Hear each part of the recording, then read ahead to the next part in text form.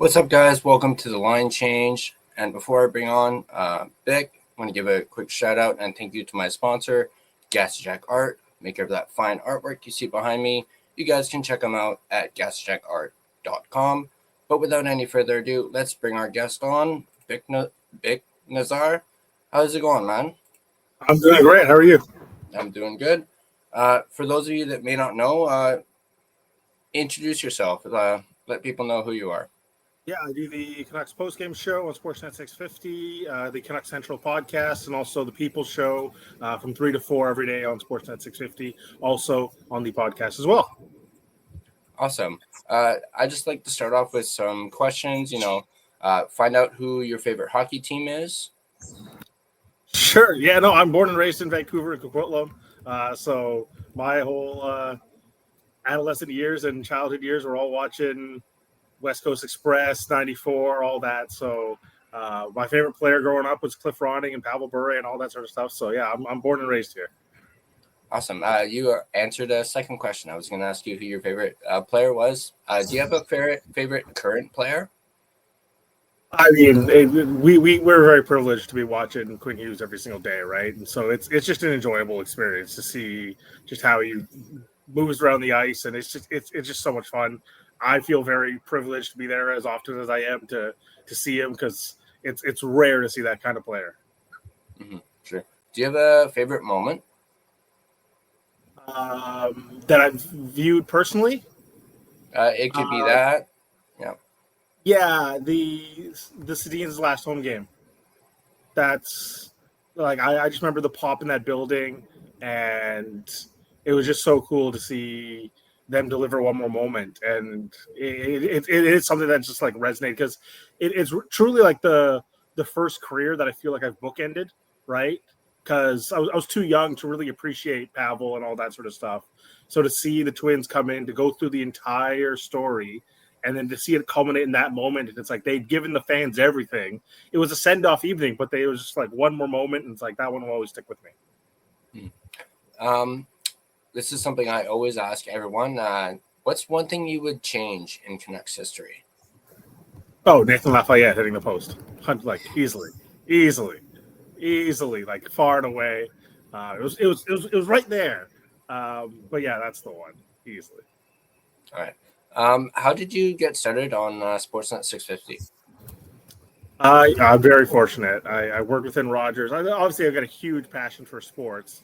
And my first job was sports reporting in Grand Prairie, and then kind of bounced around in the radio FM industry. And then I was within Rogers. Sportsnet 650 starts, and I was an internal hire, and it was very, very fortunate and very, very blessed to be in that spot as I was, and just started as producing Sat show from 9 to noon, and I've kind of just grown from there. Awesome. Speaking of Sat, how did Canucks Central get started between you two? Yeah, I mean, Sat's been awesome at it and doing it for so long. He got put on the postgame show much earlier, and then just openings in the station and whatnot because of our industry. There's layoffs and opportunities, and the higher ups made a odd choice in choosing me, but nevertheless, I'm very thankful. And no, honestly, Sat and I've been working together since the station started since 2017. So we've been working closely together. So it was very fortunate opportunity for me, and it's been awesome. Awesome. Let's get into some Canucks questions. How have you thought of the off season and how it went? Yeah. It does seem like the trend I feel like I see from time to time from this new management group is they haven't really made like a catastrophic individual mistake through their entire tenure, but they haven't necessarily completed any of the goals either. So you're just kind of stuck in neutral sometimes, and it was very adamant that they were going to try to get a second line center. Like that was the message at the end of the season. So they didn't accomplish that. Now, I don't look at this and say, like, well, just because you didn't do that, it's an immediately an F, because they haven't really done anything poor either. It's the continue, like, keep your powder dry mantra that they've kind of had here, these lateral, micro positive moves, but you're still waiting for the thing that really pushes you over the edge. And they've been shown a willingness to do that in the past with Lindholm and whatnot. But if you're looking at, like, is it anything more than the status quo? It kind of is. Mm-hmm. Speaking of that, obviously the trade for Evander Kane. What was your initial reaction to that? They're a better team now. Like, they need goal scoring. We're all well aware, like, how badly this team desperately needs someone that can score the puck. And if you look at Evander Kane's history, I think he's ninth as far as forwards these last couple of years as far as goals per 60. So, like, he can put the puck in the net. There's no doubt, and they need a certain level of toughness as well. The big question is going to be health for me. If he can stay healthy, like, I expect 27, 28 goals, and the 5-on-5 role is certainly going to be there. If he gets an opportunity with Elias Pettersson, I'd be really fascinated if that's a pairing that gets together. If it's Pettersson and DeBrusk and Kane, that to me just screams like there's tons of goals there. Or if it's Besser, DeBrusk and Kane, or Besser, Pettersson and Kane. Plus, you get that toughness on a Pettersson line too. So I'd be looking at that as, like, obviously it's a big offseason acquisition. It's the thing that maybe moves the needle the most of their offseason acquisitions. And I just think if he's healthy, I don't doubt Vander Kane can individually produce goals on his own. It's just, can the rest of the team provide and maximize the upside? Mm-hmm, for sure.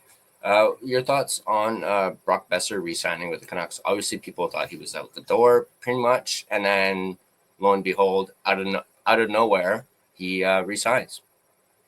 Yeah, it's kind of a sweetheart deal as well, because I felt that he could have got closer to $60 million on the open market.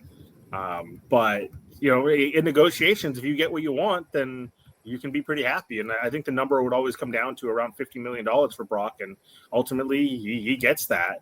And, yeah, it really went through the entire ringer of emotions for Canucks fans. And I think now, hopefully, the euphoria that we saw in our text inbox and people calling in on July 1 of, okay, he's back. Hopefully that gets reciprocated in the crowd, because, like, this guy, I think, to me, has taken a pay cut, or not a pay cut, but a discount of opportunity here. So he's chosen to be in Vancouver. He's shown that it means a great deal to him, obviously. And so you look at this deal now it's just about pushing this thing forward. And is there another evolution to Brock Besser that he can continue to show? Or the beauty of this deal is it's not really a projection. He doesn't need to become anything more. If he stays what he is, then that's awesome. But this group has always talked about it. It's known. It's, can you outperform your contract? That's what pushes you towards winning in the Stanley Cup and getting better. If there's another part to Brock Besser and he takes a leadership role and evolves his game, like, it's a huge win for Vancouver. Mm-hmm, for sure. Yeah, definitely put me through the ringer. Actually, a few hours before he signed, I put out a little, like, goodbye video, and I was like, oh crap, I look like an idiot now. But yeah, I thought that was for sure something. Definitely, thought he was out the door. It was like, oh, I'll do a goodbye video. It's pretty much history, and then thanks, Brock. Let's see, what do I got here? Let's talk about Elias Pettersson, because that has been a hot topic for the last, year 18 or so? months? Yeah, 18 months, yeah. Obviously, we've heard, his offseason has gone well, at least according to some people. His skills coach, even Evander Kane himself has said that he looks different. He looks bulkier. Your thoughts on a Elias Pettersson bounce back? Yeah, right now it's all just words. We'll find out in 2 weeks. They'll do their fitness testing here in the next 10 days, and that'll be the first marker where we see it's like, okay, he's achieved certain marks that he set previously, right? I've never disputed the talent. Like, you don't, and I know Quinn Hughes said this just recently in the Ian McIntyre piece at Sportsnet.ca. I've echoed this a lot. You don't achieve the levels he's done without having a certain level of dedication. Like, you go through the list of guys that have put up 100 points as a center. it's all Selke winners, it's all Conn Smythe winners, it's all Stanley Cup winners, it's all Stanley Cup finalists, it's all Hart Trophy winners. Like almost to a man. There's I think maybe one or two guys that aren't, but it's very, very difficult to not achieve greatness when you get to that level. And to see what's happened over these last 18 months is so bizarre. If it's an age thing and he's 36, we're like, all right, well, the talent's starting to slip. So I've never disputed the talent. It's just, can you get back to the stage where you're executing at the highest level of your ability? And that for me just like comes down to preparation. And so last summer we heard like whispers. So it's like, oh, it wasn't going so well. Then obviously you see what happens at the start of the season, and there was no like confirmation or outward like, oh, this guy's a beast in training camp. And obviously what the last season was. So if he comes into the season and we see in the next 10 days here, training camp, and the reports start coming out and the team's putting out that like, hey, this guy came into camp in the best shape of his life or something close to it or something what we've seen in the past, then the point production and the overall ability will just come screaming back. But it all comes down to preparation for me. And so, yeah, the initial whispers or the initial talk from Evander Kane, the skills coach, and all these things are nice. But like, how is it viewed from the team's eyes? And you got to hit certain athletic markers. And I think we're going to find that out here pretty soon. Mm-hmm. Your thoughts on Adam Foote and his first year coaching for starters in the NHL and for the Vancouver Canucks. What was your reaction to Rick Tocchet leaving and then Adam Foote coming in? Well, Rick Tocchet, again, it was so bizarre. Like when you have the option and all that sort of stuff, but you don't want people here that are half committed. And that seemed like it was going to be the scenario. And it felt when you look back over the course of the season, right? Like it's odd that a Jack Adams Trophy winning coach in the final year of his deal wouldn't sign a contract or didn't sign a contract, right? Like your leverage would be at its highest. Sign a deal to secure your long-term future. And then you just kind of go through the course of the season, and obviously the exhaustion and frustrations of all the drama pile on top. But it felt like there were markers of why Rick Tocchet might not be on solid footing and kind of had an eye out the door.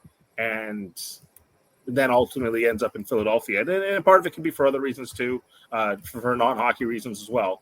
But for Adam Foote, like it's all unknown. Like there's a lot of at stake this upcoming season, and how it's going to translate as far as strategy wise, that all remains to be seen. It obviously didn't go well at the junior level for him for wins and losses, but this is at the pro level. Is his personality more suited for the pro level where there's expectations from guys to handle themselves a certain way? But like I feel like we're going to learn a lot in the early 15, 20 games of who he is as a coach to handle wins and losses. But as far as like being a communicator, it's been all positive for what he's able to do in that way. You listen to him speak, and you just hear ideas from what he's spoken about as well. And just people you talk to within the organization, like they're all like pumped up that they have someone that can get buy-in from these players and communicate in the way he does, and holds people accountable. The people I talk to is very much like he's going to hold people accountable. Whether that translates to the players holding them each other accountable as well remains to be seen. But he has his methods, and that remains to be seen of how effective it will turn out to be. Mm-hmm. We briefly touched on it with Kane, but your thoughts on line combinations? Might be a little too soon, but you mentioned Kane playing with Petey. I for one think that's a real possibility. Even Kane himself spoke about it. And your thoughts on like potential like line combos for this? I want to be clear. This is just me talking. This is not like we'll see what happens at the start of training camp on the 18th here. I'm sure Adam Foote and the coaching staff got their own ideas, but for me, like I think you get a size profile with Elias Pettersson. That's a fantastic outcome. If you can put Kane, Pettersson, DeBrusk together, that to me is an exciting trio. And the thing with DeBrusk too, I think there's a forechecking ability there. I just don't know if he's going to be the lead guy, and so you throw Evander Kane with there, a little bit more speed, and then maybe that gives Jake DeBrusk bit more onus, right? Of like, oh, here's this guy who's doing more of the physical work, and now I can get on it too, and we see a better forechecking ability there because I think he's got the speed to do it, but sometimes the overall mental or physical engagement to close down isn't always there. But the thing I was so impressed with DeBrusk, like it was a very, very poor season from Elias Pettersson, and Jake DeBrusk, like independently, was able to score a lot of goals, and so I want to see that pairing continue to grow. And I know Brock Besser is the main guy, and he's been here the longest, and maybe there's a Pettersson situation there. The thing is, like, they haven't played well together, which seems like now for 5 seasons. So I'm trying to avoid that as much as possible. So if it ends up being Hedel, Besser, Garland, I know that's right-handers and all that there, I'd rather just chance that and see if that goes together. And then you're talking about Bluger, Hoglander, Sherwood. To me, might be a little bit smaller of a line, but you're kind of running out of bodies all of a sudden here. Then Carlson, Ratu, Drew O'Connor, kind of to round it out. Mm-hmm. Is there a certain game on the schedule that you're most looking forward to? Oh, I mean, it's an easy answer, right? It's JT Miller coming back to town. That's far and away the easiest. Mm-hmm. Yeah, that's the one for me. I'm actually going to that game. Really. Oh, there you go. Stoked for that. Yeah. And I'll for sure start. I'm really curious in the overall fan reaction in that one, because I think it'll be very supportive. But once the puck drops, how it plays out will be very, very interesting to see. And yeah, we got what? Because I think it's October 26th, October 28th, something like that. Yeah, so we'll see what develops over the course of the first month of the season, and if any words are traded or whatsoever. But no, it's going to be such an event that game. Mm-hmm. Yeah, for sure. And if I'm not the one to start it, I'm sure a JT Miller chant will get started. If not, I'll try and get it started. There you go. And actually, I had Quads on the podcast yesterday, and he mentioned he's looking forward to JT talking to the media for the first time since the trade. Like the Vancouver media, for sure. That'll be interesting. We spoke a little bit about training camp. What are you most looking forward to at training camp? The young guys. Because I think so much is settled. Like, obviously, there's going to be line combinations, all that sort of stuff. But if there's a huge growth from, like, Jonathan Lekkerimäki or Tom Willander, and they break the wall down and say, hey, the development path is cool, but I'm ready for more. And, from where it left off, I felt like Lekkerimäki could probably use 30 more games in the AHL and see where he is by January and get that call up. Willander probably makes the most sense to go on that DPD plan and come up by February and start to integrate yourself in. But if they come in and they say, you know what, we're ready. Like, I'm ready for more minutes than P.O. Joseph or Victor Mancini, or I can challenge Tyler Myers for minutes. Like, what a win for Vancouver, because there's still a couple of holes in this group, but if they get filled in with internal solutions, with high upside internal solutions, first round picks, then that pushes the floor up a little bit. And as much as we this team desperately needs a higher ceiling, but I look at the floor right now as about 94, 95 points. And if the floor starts creeping up to 98, 99, well, that's you're talking about a 3 seed. You're talking about pushing for a 2 seed all of a sudden. So if those guys come in and they show that they're ready right away, that's a huge win for the Canucks. Sure. Obviously, there's been a lot of talk about the new CBA the last few days. Do you think the new CBA gives us an advantage at signing Quinn Hughes? Yes, in theory. But the thing is, all the power resides in Quinn Hughes. It's the same thing that's happening in the Oilers with Connor McDavid. If Connor McDavid says he wants to sign a 1-year deal, the Oilers are going to give him a 1-year deal. That's just if he's willing to put pen to paper, you just say okay and sign away. If Quinn Hughes comes to you and say I'm signing a 3-year deal, well, the Canucks are in a position to say no, and the advantage of having that hammer of the 8-year contract is kind of mitigated. So, in theory, they have a huge edge because you can offer them essentially $30+ million. But if the scenario develops where he prioritizes his freedom and wants flexibility and says 3 years is kind of all I'm willing to do right now and we'll reevaluate, the advantage is kind of mitigated. Mm-hmm. Speaking of the CBA, what are your thoughts on the new CBA? Like the additional 2 games for the season starting in September next year. General thoughts on that? Well, the season starting September is a big win, and remains to be seen the rollout if we're able to finish in time in earlier June rather than late June. So, with Olympics and World Cup years, does that get pushed back and whatnot? So I got a bit of a concern of how lengthy it is. Yeah, I mean, 84 games, it's not foreign to the NHL, but it's a lot of mileage. And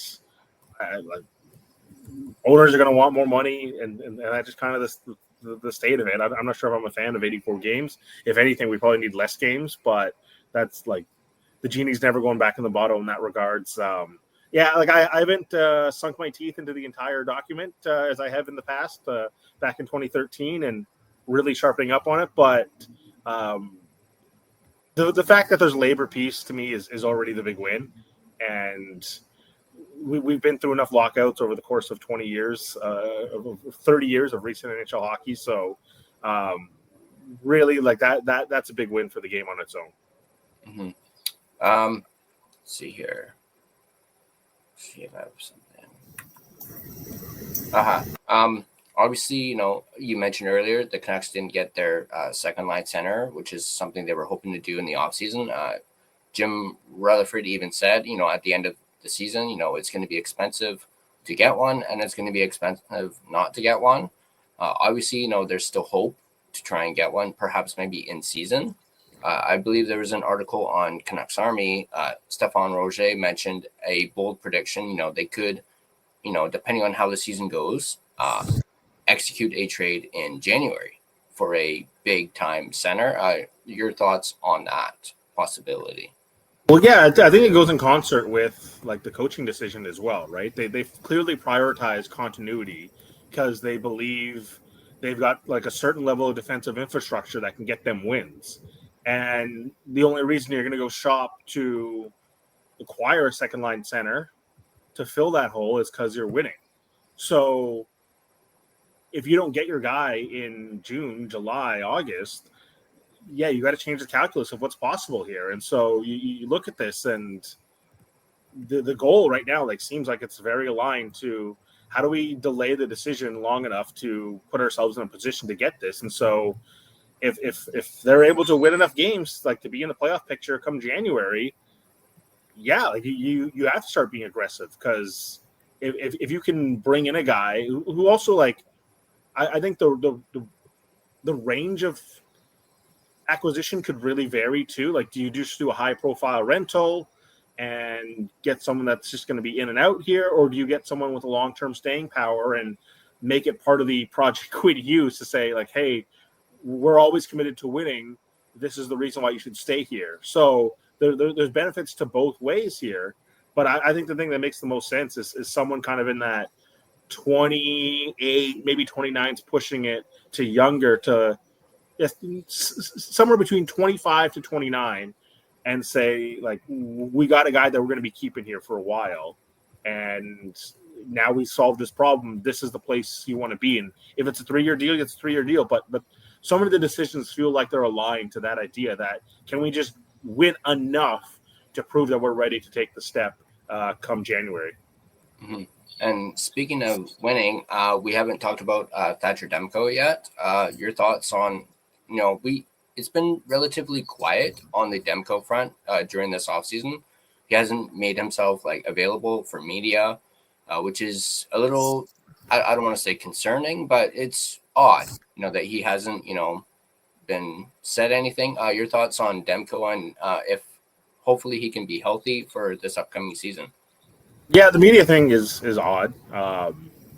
Again, he'll be meeting with media here fairly shortly in the next couple of days. But again, for me, the goalie tandem, Lankinen on top of it, it's you've invested all the money into it. Now, I know the contract doesn't kick in until next year, but at some point, the goaltending is going to have to be a primary reason that this team is winning, because the money is a reflection of how the wins are supposed to be distributed. That's why there's so much consternation about Elias Pettersson, right? Like 11.6 is supposed to provide X amount of wins, and when you don't do it, there's a lot of scrutiny, a lot of pressure. Well, $13 million in goal is going to require a very, very high standard of goaltending. It also gives you an opportunity at 2 points every single night, which is fantastic. But I like the contract. Kind of gives everybody enough flexibility and outs through it, and it's not super long term. So I'm actually kind of fascinated why Thatcher Demko wanted to sign the deal right now, given where his state was. Like if he has another big year, like he could sign a huge Swayman level contract. So, like in a way, both sides just kind of made the best of an odd situation, and we'll see how it grows from there. Mm-hmm. Speaking of Demko, obviously there was a lot of talk about him being snubbed for the Olympic U.S. team. Your brief thoughts on that? Do you consider it a snubbing? Yeah, I mean, me personally, like I think he's just as good as Connor Hellebuck, but like there's not enough evidence right now. Like it's the unfortunate thing that the injuries have kind of taken their toll. And these things aren't just done on just pure talent, because otherwise, like the young guys, like your Bedards and Celebrinis, would be on the Four Nation roster, right? They have oodles of talent, but you need a backlog of evidence, and like he just needs a run of long stretch of games to prove that, like, hey, for 4 months I'm healthy, I'm the guy, I can do this. And until like we see that, because we haven't seen that for some time. Until he can prove that, I don't think it's a snub. Mm-hmm, for sure. What about Brock Besser? No, not really. Like he's a solid winger. I don't even know if I put him in like top 20 wingers in the league right now. Like right-handed wingers right now. So I don't look at that and say like he's been hard done by.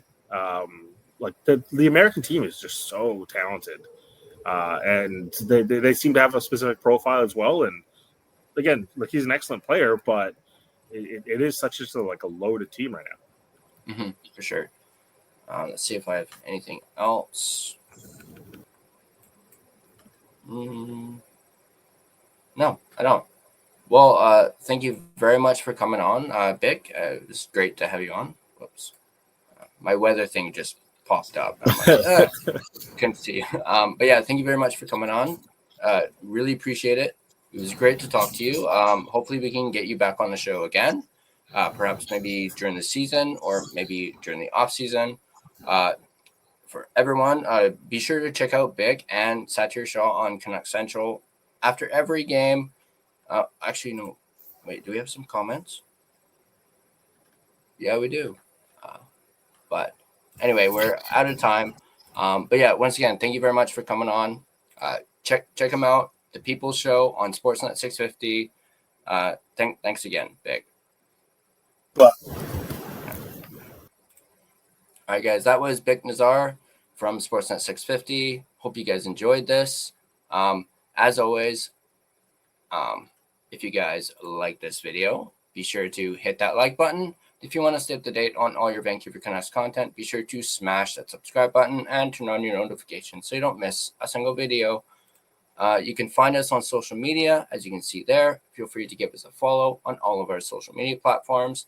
And if you prefer a audio version of this podcast, you can find us on both Spotify and Apple Podcasts. Feel free to give us a follow on Spotify, as well as rate and review us. It is, of course, greatly appreciated. But that's going to do it for me. As always, let's go Canucks, and I'll see you guys in the next video.